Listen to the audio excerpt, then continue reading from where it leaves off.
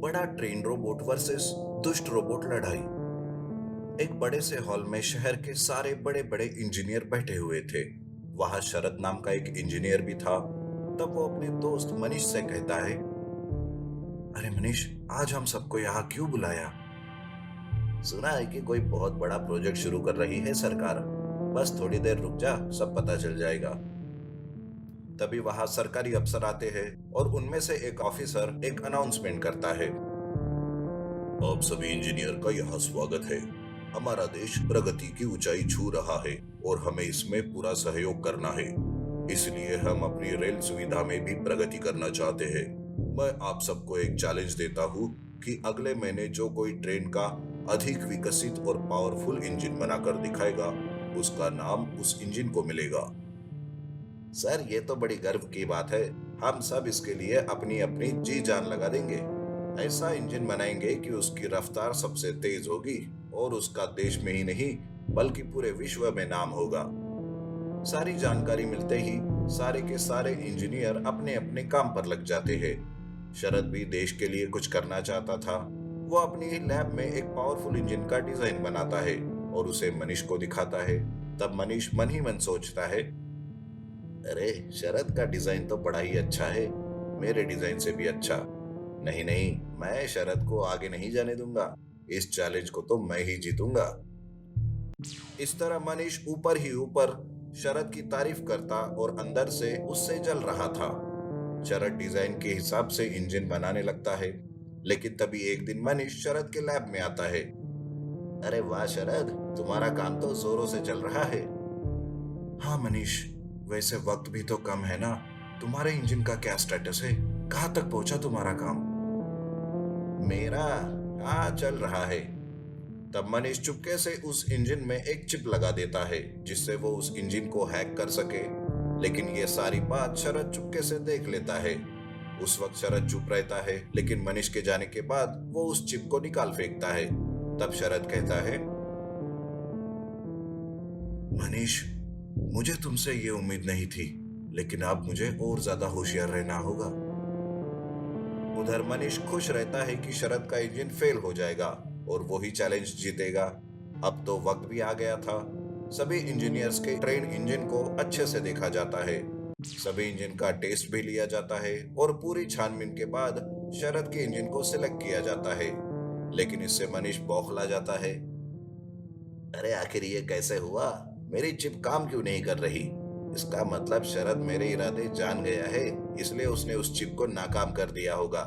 अब तो आमने सामने होकर मैं शरद को मात दूंगा। मनीष गुस्से से पागल हो चुका था। वो एक ऐसा रोबोट बनाता है कि वो ट्रेन को बर्बाद कर सके।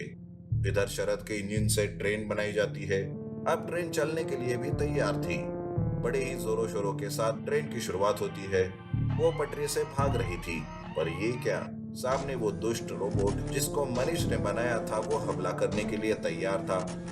पर ये क्या, तभी वहां एक बड़ा ट्रेन रोबोट आता है और वो उस दुष्ट रोबोट को पटरी से बाहर फेंक देता है और ट्रेन सही सलामत वहां से गुजर जाती है। अब ट्रेन रोबोट और दुष्ट रोबोट में लड़ाई शुरू हो जाती है। इस लड़ाई में ट्रेन रोबोट उस दुष्ट रोबोट को बार बार हराता है। लेकिन तभी वहां मनीष आता है। आखिर मेरे रोबोट को मारने के लिए ये ट्रेन रोबोट किसने भेजा? कौन है जो मेरे रास्ते में आया? तभी उसके पीछे से एक आवाज आती है। वो शरद था।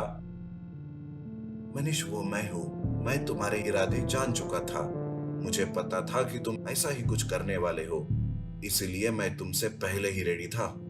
पर मनीष, आज तुम जलन में आकर बहुत बड़ा नुकसान करने वाले थे।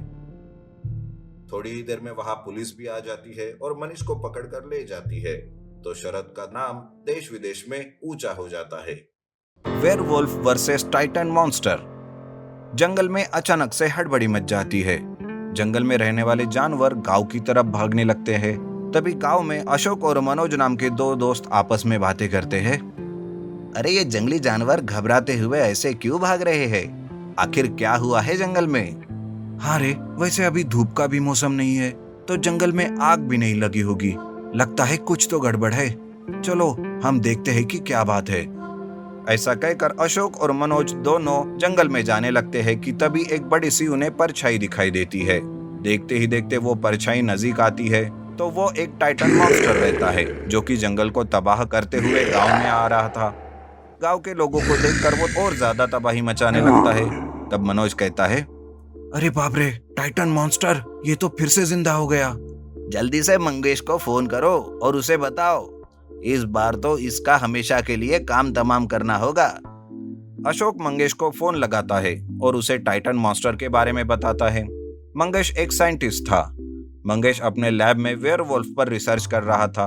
तब मंगेश अशोक से कहता है, सुनो अशोक, मेरे वेयरवुल्फ को रेडी होने में और कुछ समय लगेगा। तब तक तुम कैसे भी करके उस टाइटन मॉन्स्टर को रोक कर रखो। मैं बहुत जल्द अपने वेयरवुल्फ के साथ वहां आने की कोशिश करता हूँ। मंगेश की यह बात सुनकर अशोक जल्दी से पुलिस फोर्स को बुलाता है। पुलिस फोर्स तुरंत तोपों के साथ और बड़ी बड़ी मिसाइल के साथ वहां आती है। उस टाइटन मॉन्स्टर पर वो गोलियां बरसाने लगते हैं, पर उस पर कोई असर नहीं होता। फिर उस पर तोपों से वार किया जाता है, मिसाइल से भी वार किया जाता है, पर टाइटन मॉन्स्टर को कुछ फर्क नहीं पड़ता।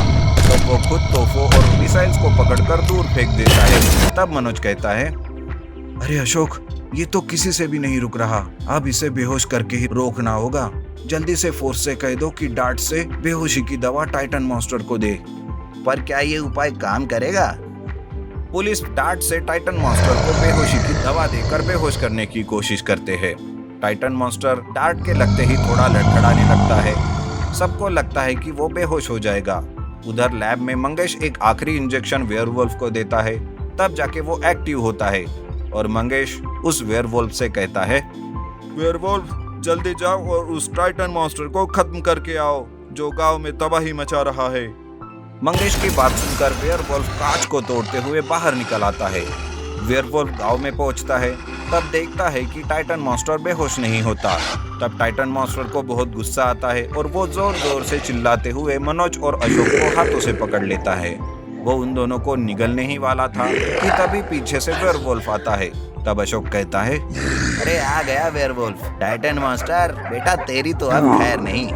अशोक की बात सुनकर टाइटन मॉन्स्टर उन दोनों को छोड़ देता है और पीछे मुड़कर देखता है। देखते ही टाइटन मॉन्स्टर वेयरवुल्फ पर हमला करता है, पर वेयरवुल्फ गांव से जंगल की तरफ भागता है। उसके पीछे टाइटन मॉन्स्टर भागता है। फिर एक जगह पर वेयरवुल्फ रुक जाता है और दोनों में लड़ाई शुरू हो जाती है। दोनों भी एक दूसरे पर एक जैसे ही वार करते हैं। कभी वेयरवुल्फ उसे मारता तो कभी टाइटन मॉन्स्टर वेयरवुल्फ को। इस तरह से उनमें भयानक लड़ाई शुरू हो जाती है। तब तक अशोक और मनोज वहां आ जाते हैं। उनकी लड़ाई देखकर अशोक कहता है, अरे ये क्या, ये मॉन्स्टर अभी तक जिंदा है। इसको जल्दी से मारना होगा। अगर रात हो गई तो वेयरवुल्फ इस मॉन्स्टर के साथ साथ हमें भी मार डालेगा।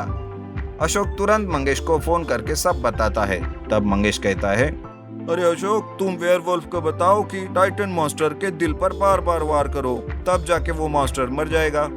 मंगेश की बात सुनकर अशोक वेयरवुल्फ को इशारा करता है और वेयरवुल्फ अशोक का इशारा समझ जाता है और मौका पाते ही वो टाइटन मॉन्स्टर के दिल पर बार बार वार करने लगता है।